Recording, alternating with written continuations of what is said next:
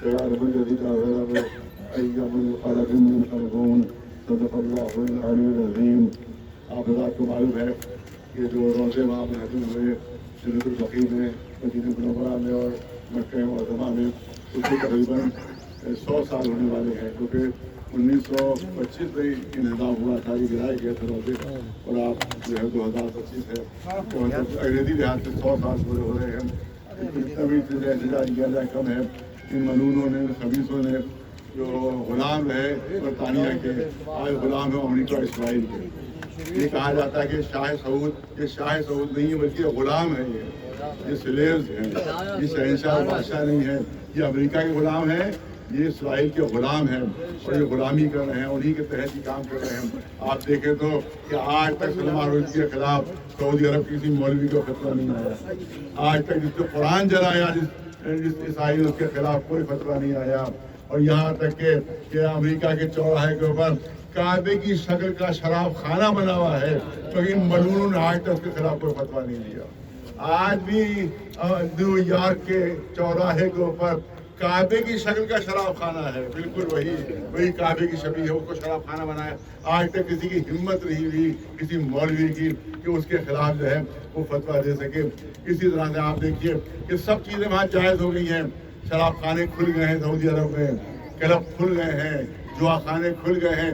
यहाँ तक कि अभी कुछ दिन पहले अमेरिका की एक डांसर आई थी, बहुत मशहूर डांसर आई थी, नाचने वाली आई थी, एक रक्कासा आई थी कि जितने रियाज में नाच के और रक्स करके और काबे की शबी पर पर्दे पर बनी हुई थी, उसके सामने वो हाफ नेकेड आधी बरहना वो वहाँ पर डांस कर रही थी, और किसी मौलवी के ज़बान से एक लफ्ज़ नहीं निकला, ना सऊदी अरब के मौलवी की ज़बान से, ना पाकिस्तान के किसी मौलवी की ज़बान से, ना हिंदुस्तान के जो वहाबी मौलवी हैं उनकी ज़बान से एक लफ्ज़ उसके खिलाफ नहीं निकला। लेकिन शियों के खिलाफ धड़ाधड़ फतवे वो साजिश करते रहते हैं कि काफिर और मुशरिक हैं, इनको खत्म कर दो, इनको खत्म कर दो। आप देखें कि ये पूरे गुलाम है अमेरिका के, पूरे गुलाम है इसराइल के। इनका हर फतवा इसराइल की मुवाफिकत में होता है, इनका हर फतवा जो है वो अमेरिका की मुवाफिकत में होता है। इतने लाखों शिया मार दिए गए मगर इनका कोई फतवा नहीं आया। लेकिन एक अमेरिकन का मार दिया जाता है तो ये फतवे देने लगते हैं कि भाई ये तो दहशतगर्दी है, इसको रुकना चाहिए, आतंकवाद इसको रुकना चाहिए। इसका मतलब ये गुलाम है अमेरिका के। वो वक्त हटा दी गई है। करबला देर दौला है, वो वक्त हटा दी गई है। करबला तार कटोरा वो वक्त हटा दी गई है। इस तरह बहुत सी इमारतें जो पुरातत्व विभाग में है, जो ASI में है, जो इसमें है आसार कदीमा जो कह रहा था, वो सब हटा दी गई है। ये कितना बड़ा जुल्म, कितनी बड़ी ज्यादती जो हमारे साथ की जा रही है। क्या वो शियों के अंडर में नहीं रहेंगी, वो हुकूमत के कब्जे में चली जाएंगी। हुकूमत वहाँ का देख रेख करेगी, वहाँ उसको संचालित करेगी। पर दरगाह हज़रत अब्बास को हुकूमत देखेगी। अब शिया वहाँ का कोई अमला दखला नहीं होगा उनमें। तो इससे बड़ा जुल्म और सितम क्या हो सकता है कि और कहा जा रहा है कि हम बड़ा इंसाफ कर रहे हैं, हम तो उसकी तरक्की के लिए बात कर रहे हैं। तो अब सवाल ये है कि सब तबाह हमारी सारी चीज़ छीने ले रहे हो। हमारा घर छीन लो, हमें सड़क पे बिठा दो और कहो कि हम घर की तरक्की के लिए बात कर रहे हैं तुम्हारी। सर, मौलाना शहाबुद्दीन समेत बहुत सारे मुस्लिम समुदाय के लोग हैं जो इस बिल का स्वागत कर रहे हैं। हम जानते नहीं कौन शहाबुद्दीन, ये कोई और खराबुद्दीन है मेरे ख्याल में।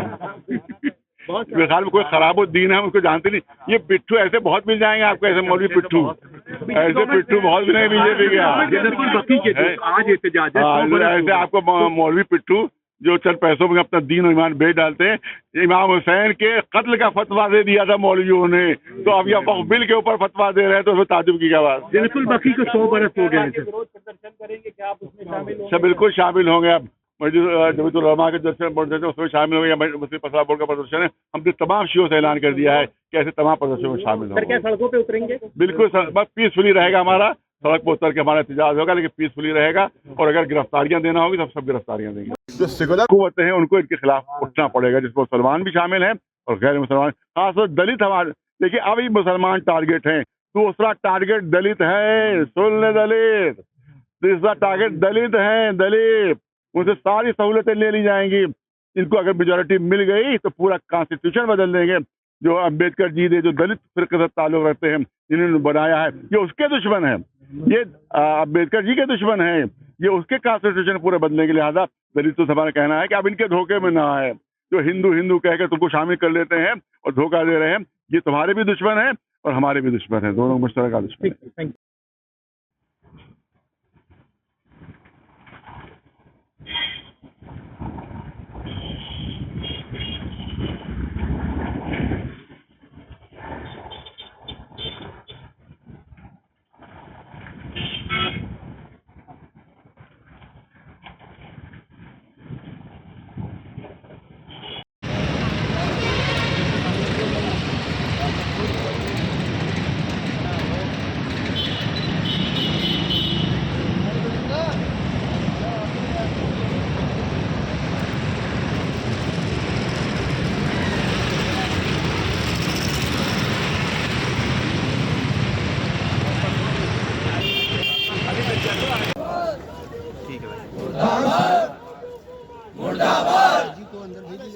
भाई, अतर भाई,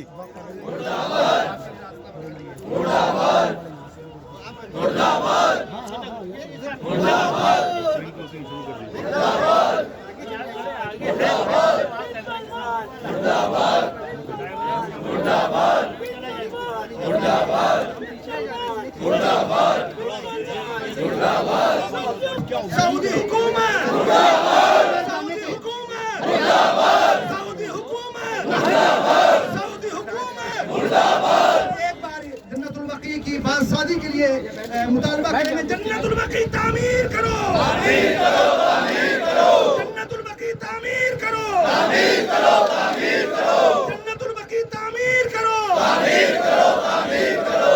गुजारिश कर रहा हूं मौलाना रज़ा हुसैन साहब की क्लास है कि वो दो बिस्मिल्लाहिर्रहमानिर्रहीम। आज का जो ये अहम एहतजाज है। अगर आप ये वीडियो YouTube पर देख रहे हैं तो हमारे चैनल को सब्सक्राइब करें और बेल आइकन को दबाना ना भूलें। अगर आप Facebook पर ये वीडियो देख रहे हैं तो हमारे पेज को लाइक करें।